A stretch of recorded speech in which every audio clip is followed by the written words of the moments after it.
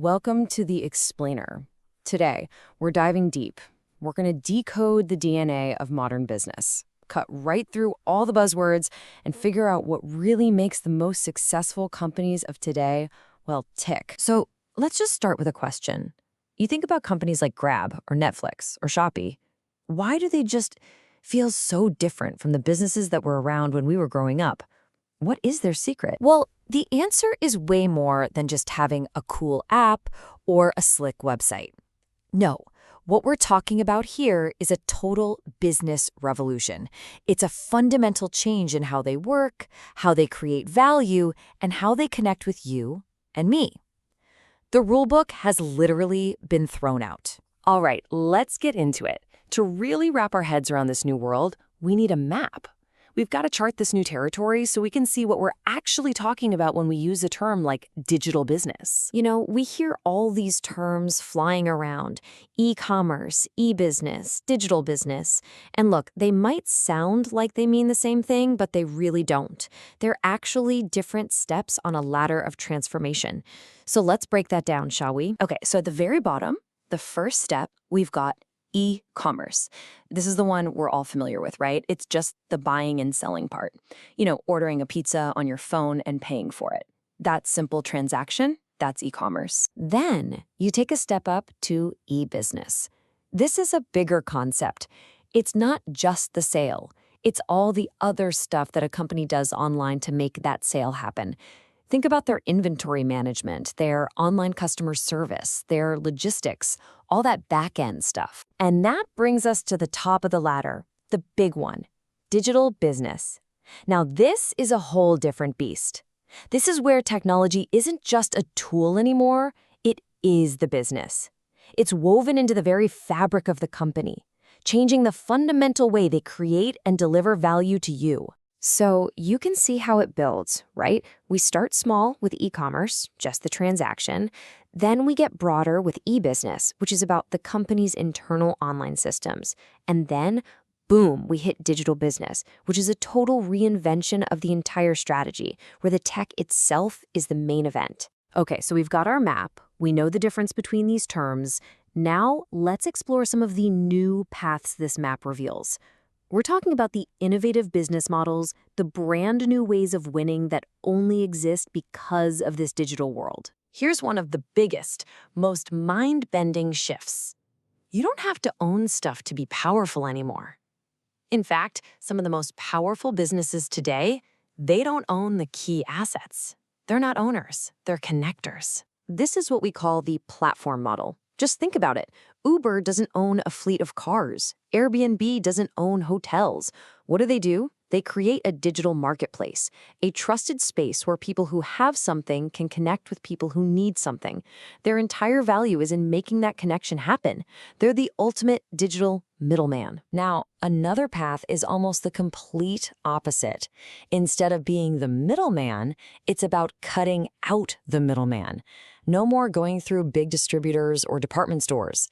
Companies are building a direct bridge straight to you, the customer. We call this the direct-to-consumer model, or D2C for short.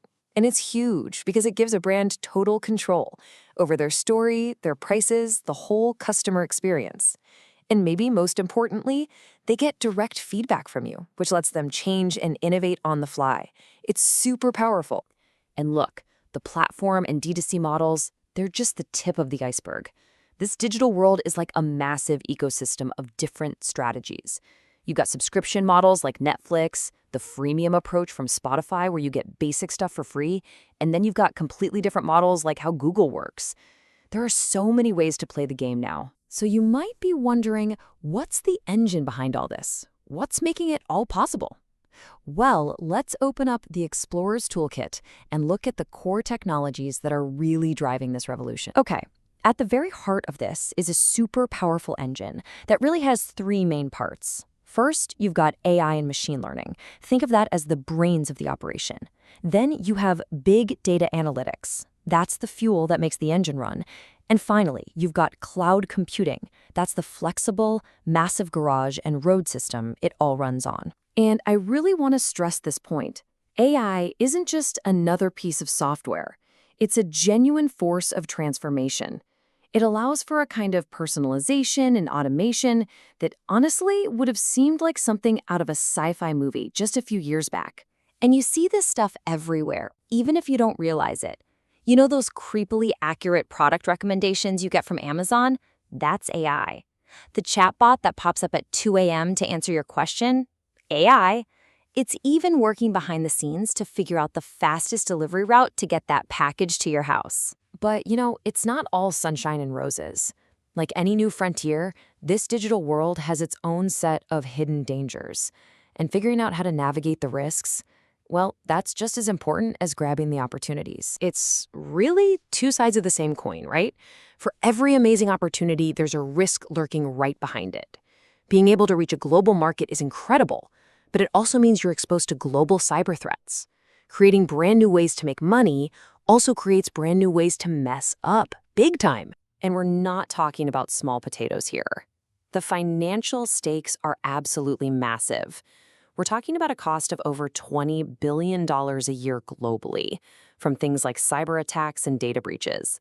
That's enough to seriously damage or even destroy huge companies. So because the risks are so high, governments are starting to step in. A really great example is what's happening in Vietnam. On January 1st, 2026, a major new law kicks in that gives people there way more control over their personal data. And this isn't just happening in one place. It's part of a bigger global trend toward protecting our digital rights. Okay, so we've been on this journey. We've explored the map, the new paths, the tools, even the dangers. So what's the big takeaway?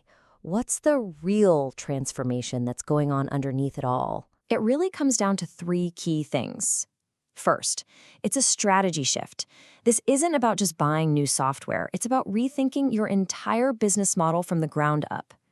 Second, people are still at the center of it all. You can have the fanciest AI in the world, but it's useless if your team isn't on board and empowered to use it. And third, and maybe most importantly, the customer is your compass. Every single digital change you make has to be about solving a real problem for them. And that leaves us with one last thing to think about. This whole digital shift, it's not some far-off thing in the future. It's here. It's happening right now. So the question isn't if your world is going to change. The real question is, how are you going to be a part of it?